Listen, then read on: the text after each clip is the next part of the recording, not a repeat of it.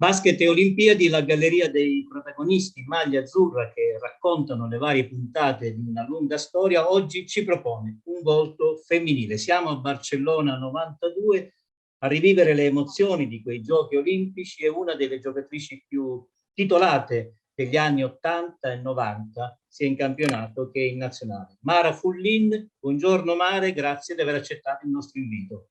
Buongiorno a tutti, grazie a voi.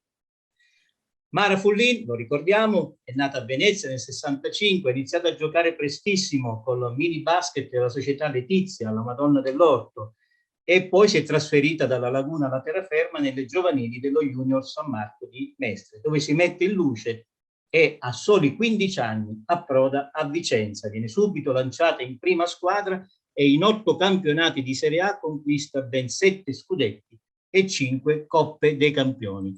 A 25 anni cambia casacca e con la Comense disputa altre 8 stagioni altrettanto ricche di successi. 8 stagioni, 8 scudetti, 2 Coppe dei Campioni, poi 4 Coppe Italia e 2 Supercoppe italiane, un mondiale per club. Un'ala di 1,82, dotata di grande temperamento, esprimeva forze tecniche in difesa, capacità di letture e realizzative in attacco. La classica giocatrice che tutti gli allenatori avrebbero voluto avere in squadra, e tanti sono stati anche gli allenatori della nazionale che l'hanno avuto in squadra tra l'84 e il 96. Vittorio Trapuzzi, Aldo Corno, Franco Novarina, Riccardo Sales. Poi della nazionale è anche diventata lei aiuto allenatrice e team manager. Da giocatrice ha partecipato a 5 campionati europei, un mondiale e 2 Olimpiadi. E l'Olimpiade dell'esordio è proprio quello di Barcellona 92. Un'Olimpiade per la quale ci fu una lunga e trepidante, possiamo dire, attesa, anche dubbi fino all'ultimo momento, dubbi che si sciolsero proprio all'ultima ora per la partecipazione, attese e dubbi che iniziarono nel mese di maggio, 2 mesi prima dell'inizio del torneo, sempre in Spagna, a Vigo, e da Mara ci facciamo ricordare e spiegare il perché di questa attesa e di questi dubbi. L'attesa è stata, vabbè, il preolimpico c'era, era in programma, poi eravamo tutti in attesa della partecipazione più o meno della ex Jugoslavia, perché ahimè c'era la guerra in Bosnia e quindi probabilmente si liberava un posto. Quindi noi abbiamo fatto il nostro preolimpico e abbiamo avuto una chance in più per avere appunto giocarci la qualificazione all'Olimpiade, giocando uno spareggio con il Canada. E quindi si liberava un posto e c'era un posto in più. E quindi ci siamo giocate la partita della vita contro il Canada, che naturalmente abbiamo vinto. E avevamo messo da parte il posto per l'Olimpiade, sapendo ancora lì andremo o non andremo, non lo sapevamo, non avevamo la certezza. E in effetti è stata un'estate di attesa. E siamo tornati a casa, abbiamo fatto i nostri allenamenti individuali, perché comunque non abbiamo fatto subito una preparazione con la nazionale, perché probabilmente forse non si andava neanche. Finché un giorno arriva questa convocazione in fretta e in furia e ci siamo trovati a San Vito di Cadore, sempre dicendo non so se andremo, non sappiamo ragazzi se andremo, però ci siamo trovati, ma io credo non ci siamo allenate neanche un mese, noi, ma neanche un mese prima delle Olimpiadi. E quindi a una settimana dall'inizio delle Olimpiadi ho detto si parte, abbiamo avuto la certezza. E quindi eravamo sempre un po' incredule veramente di questa cosa, e fino a che non abbiamo messo piede a Barcellona, ma soprattutto fino a che non ci hanno consegnato il pass, noi eravamo ancora così, vitavamo di questa grande possibilità, insomma, di partecipare poi a quello che è stata l'esperienza, credo, più bella, ne ho avute tante dal punto di vista sportivo, ma quella è stata qualcosa che solo ancora parlarne mi emoziona. E quando si mette piede a Barcellona si presenta questo scenario che a Mara e alle sue giocatrici probabilmente ha suscitato una serie di emozioni, di eccitazioni, così?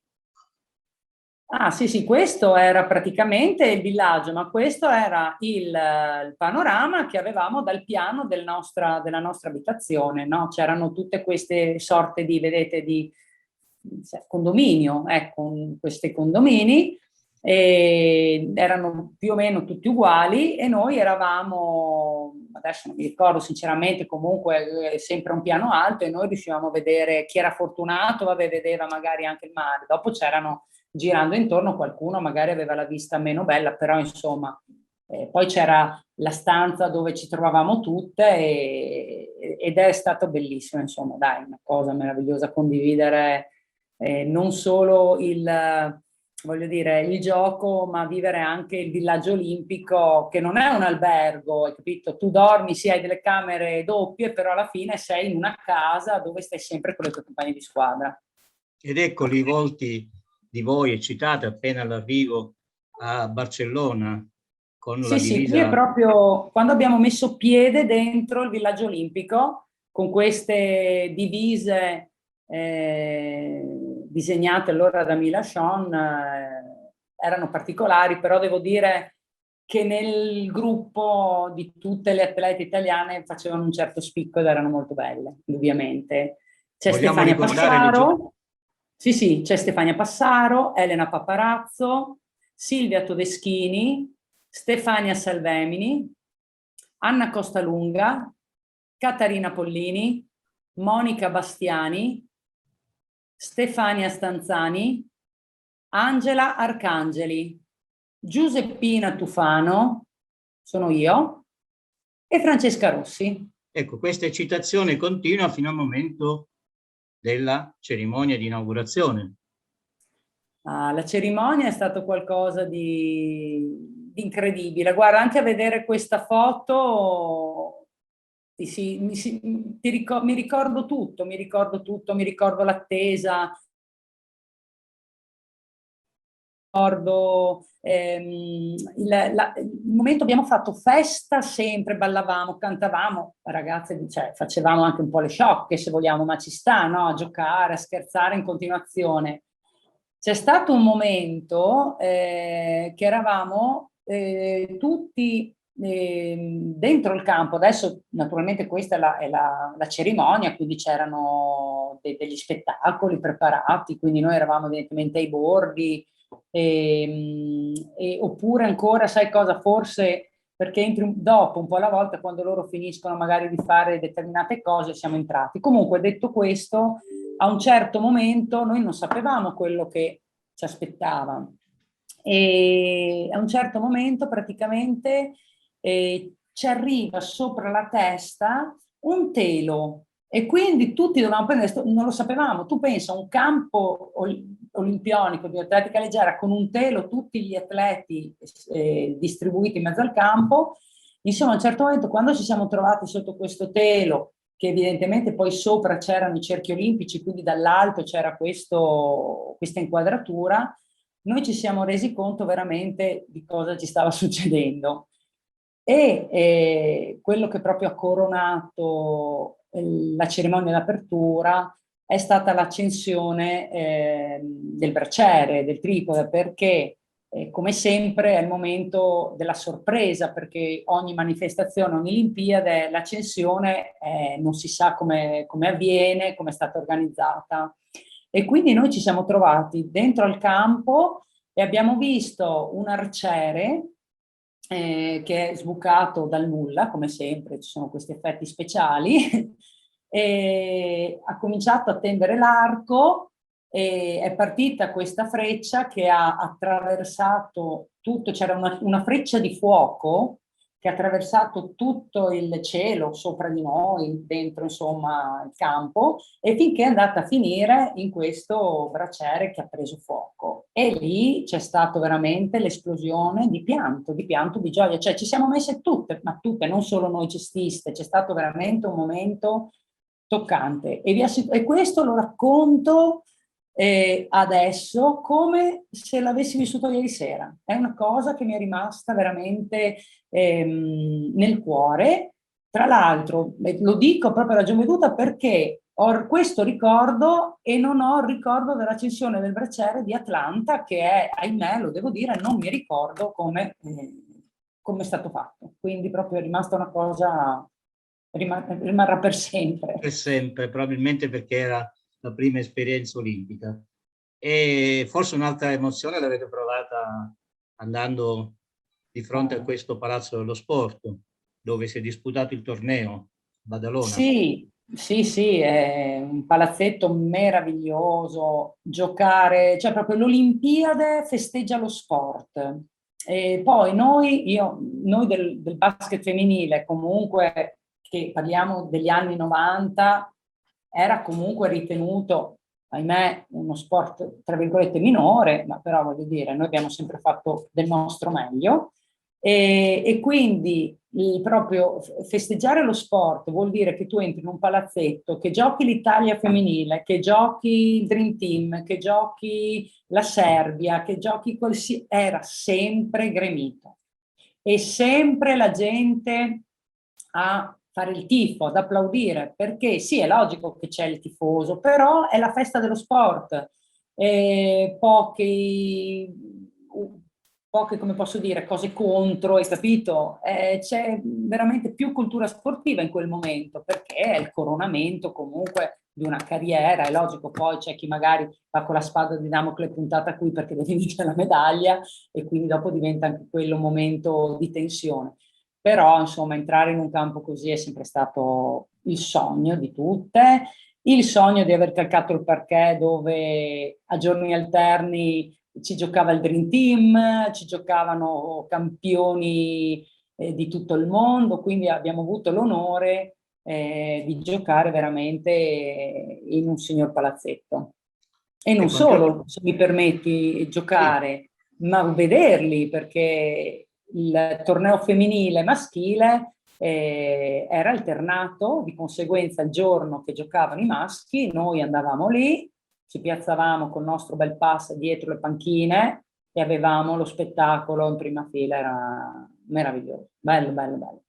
ecco, c'era anche l'aspetto agonistico, a un certo punto da rispettare, questa immagine che ancora di gioia, di serenità, probabilmente una pausa dopo un allenamento e il roster dell'Italia ci dà la possibilità di parlare di questa nazionale. Se vuoi dirci qualcosa, qual era il valore di Sì, questa nazionale? certo. Allora, ho fatto proprio la premessa, all'inizio ho detto sicuramente la nostra preparazione è stata particolare, direi non propriamente una preparazione mirata a un'Olimpiade, perché non sapevamo ancora se andavamo a farla. Quindi invece di fare un'estate di allenamenti, ci siamo allenati proprio poco. In effetti di per sé il torneo tanto è inutile, cioè noi non abbiamo vinto una partita, attenzione, però ce le siamo giocate tutte.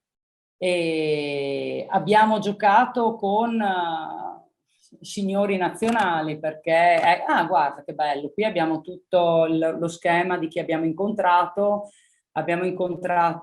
vedete, il Brasile in girone e abbiamo preso subito un bel 15 punti, però come vedi abbiamo perso col Brasile, evidentemente una delle ultime partite e ce la siamo giocata, abbiamo perso di 3 dopo un tempo supplementare. Brasile che offriva Ortensia, Paola, insomma c'erano delle giocatrici, Janet, avevano veramente un talento, tutte, veramente talentuose.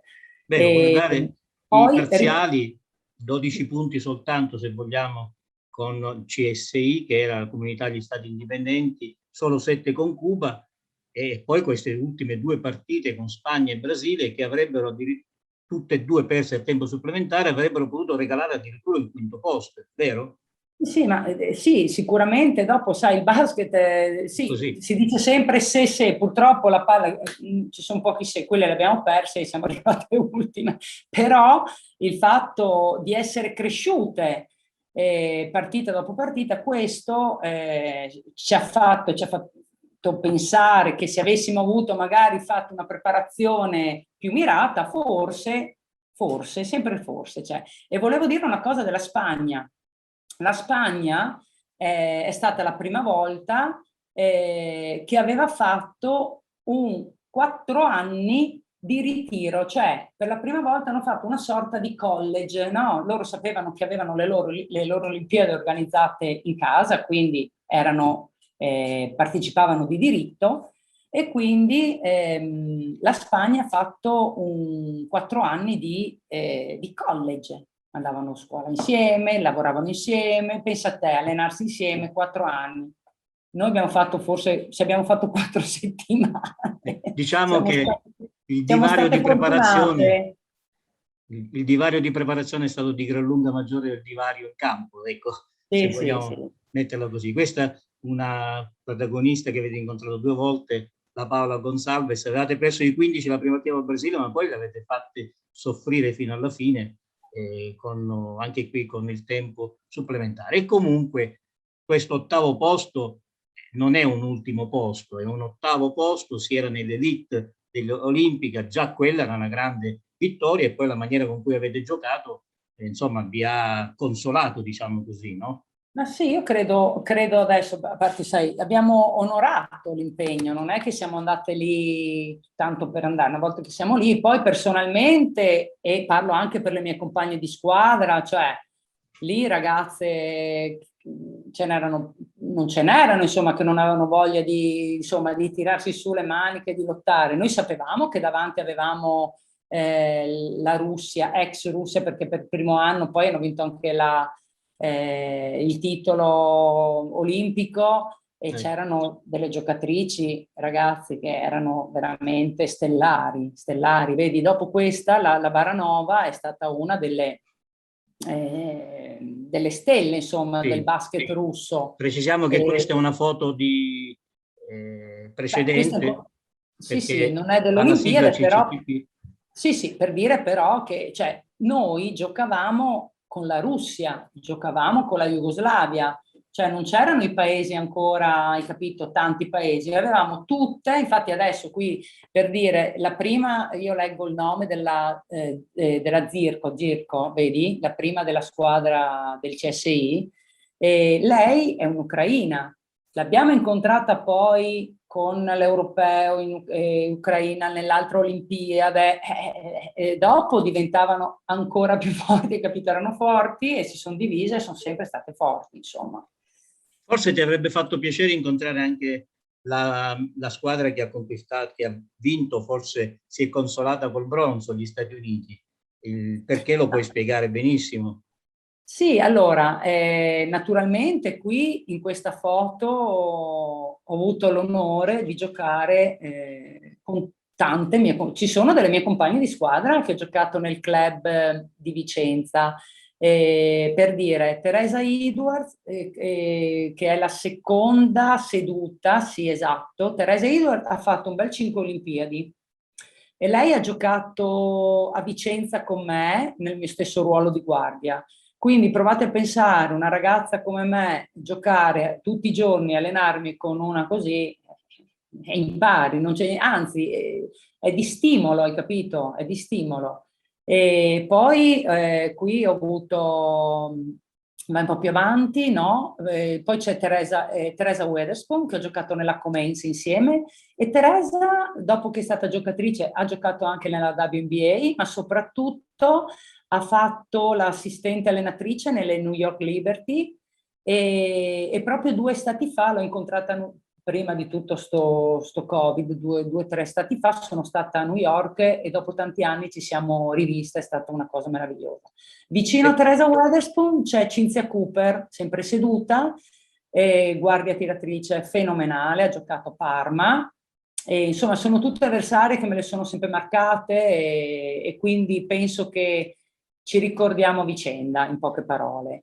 Ecco, Poi sopra Teresa, sopra, scusa, Cinzia, proprio sopra, in piedi, sì, e lì c'è Dedra Charles, è stata una mia compagna a Como, e le rivolgiamo un pensiero perché non c'è più. E poi c'è Katrina McLean, che mi sa che è la prima tutta a sinistra, esatto, e poi vicino a Katrina McLean c'è Clarissa Davis, che è stata una giocatrice di Cesena, l'anno che Cesena vinse insieme alla Coppa dei Campioni, il campionato. Comunque è stata una grande giocatrice. Nonostante quelle sconfitte ai tempi supplementari, a voi non è mancato mai il sorriso, quanto si può vedere da questa foto. Siete No, in ma tribuna da ecco. Sì, spettatrici, sì. no? Esatto, qua ti dico, proprio Cosa ci eravamo, state quello a che ti fare ricordo, lì? eravamo dietro le panchine del Dream Team o degli altri, insomma, del torneo maschile, eccoli qua. Abbiamo anche conosciuto a livello di foto, naturalmente, i coach del Dream Team che si prestavano a fare le foto anche con tutti noi, con tutti i giocatori o le giocatrici di altre nazionali.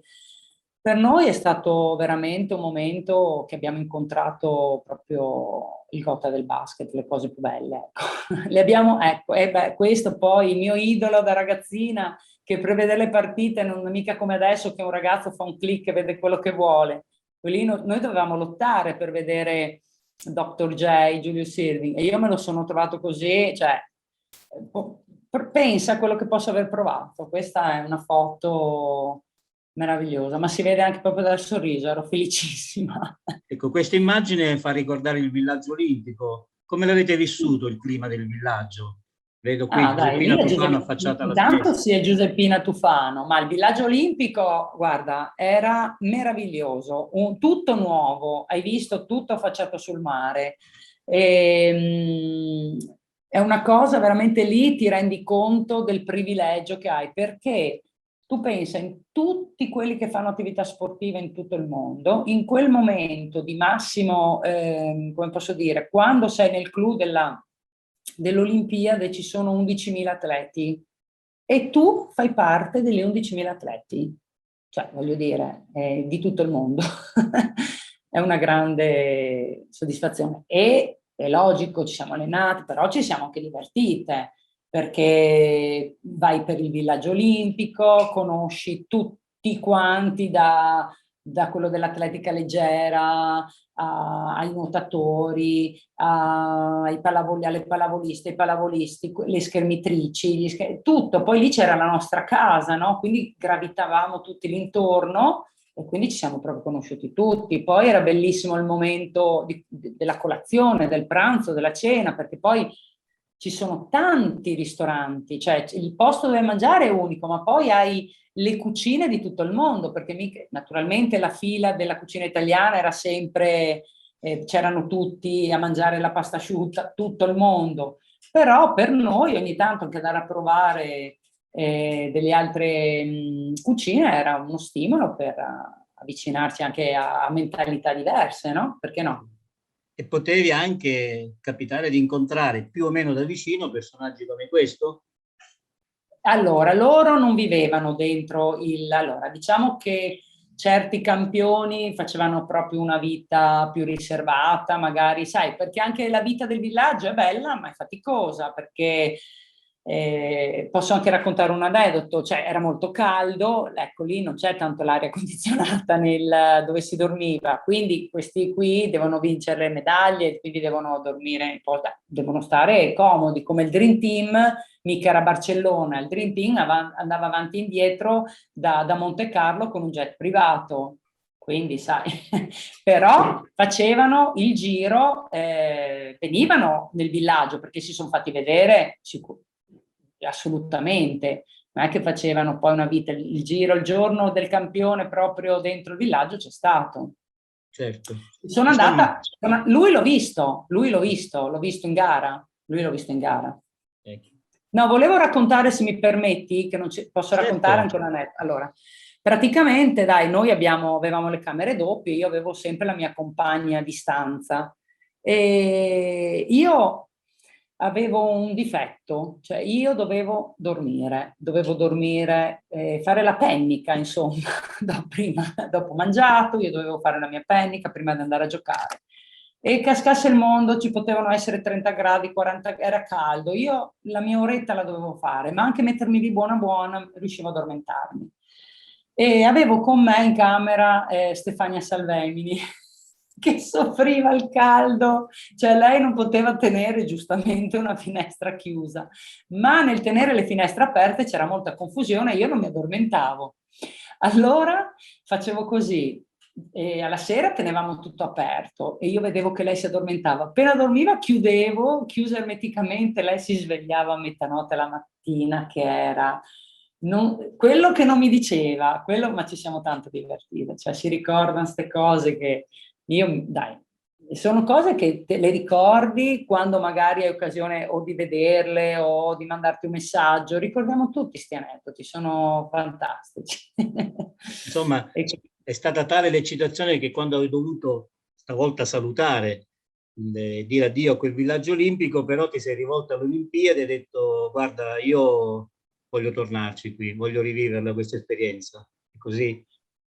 Ma io penso che sia sempre...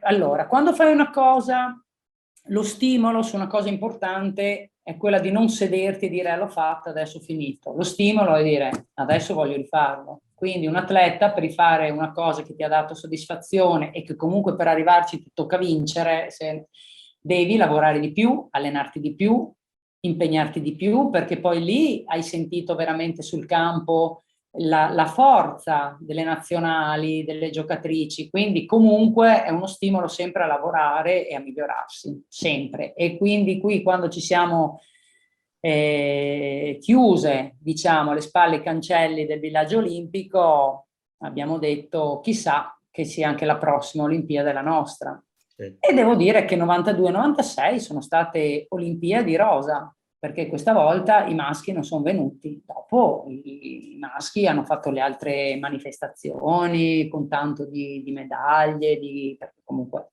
sono dei grandi giocatori, però queste due sono state nostre e ce le siamo prese tutte. E sperando che i maschi facciano il miracolo nel preolimpico, per adesso sono tornate rosa le Olimpiadi per Tokyo 2020, che poi è 2021 col 3 contro 3. Se Con 3 contro dovessero le giocatrici del 3 contro 3 ad ascoltare questa intervista, tu cosa ti sentiresti di dire loro, di consigliarli, di viverla come questa esperienza? Ma guarda, io credo, allora, difficile dar consigli, io credo che le ragazze che vanno lì sono già ragazze comunque abituate all'allenamento, al lavoro duro, alla concentrazione, a sapere quando è il momento di far sul serio e quando è il momento che si può essere più goliardiche, no? Perché tanto c'è il momento anche che l'atleta... Quindi io dico, l'Olimpiade, godetevela, cioè perché bisogna viverla, ma viverla sì dal punto di vista sportivo, agonistico degli allenamenti, ma comunque non perdetevi tutto quello che l'Olimpiade offre, perché anche veramente un giro dentro il villaggio olimpico, poi non oso pensare a Tokyo cosa avranno fatto, chissà che robe stratosferiche, di vedere tutto quello che viene proposto, che verrà offerto all'interno del villaggio olimpico, perché è divertente, perché ti fanno gli spettacoli, perché c'è anche il momento appunto di svago, perché sai, comunque poi gli spostamenti non è così semplice, ti svegli la mattina, per colazione, vai al campo, ti alleni, torni, mangi, cioè la vita poi nostra è scandita da un collegiale, non è che fai chissà che cosa. Quindi nel momento che hai la possibilità di avere quell'ora di aria, cioè bisogna sfruttarla, bisogna non so, io la penso così, cioè di guardare tutto quello che puoi fare e comunque alle ragazze dico soprattutto ma le ho viste, io ho visto come si sono qualificate, ho visto gli occhi delle ragazze, gli occhi determinati, io credo, e dico una cosa, è quello che facevo anche con le mie compagne di squadra, prima di ogni partita guardatevi negli occhi, gli occhi devono essere iniettati di sangue, allora lì la partita viene buona. Bene, bene, ci hai fatto proprio rivivere le emozioni delle Olimpiadi, ti ringraziamo anche per questo. In bocca al lupo per tutto, Mara, sappiamo che sei impegnatissima ancora nel mondo dello sport in generale, del basket in particolare, e quindi grazie ancora per il tuo perenne, direi, contributo. Grazie, buone Io Olimpiadi. ringrazio te, ringrazio tutti perché mi avete dato la possibilità veramente di parlare di una parte molto importante della mia vita e spero appunto di aver raccontato qualcosa che vi farà piacere, che vi ha fatto piacere ad ascoltare.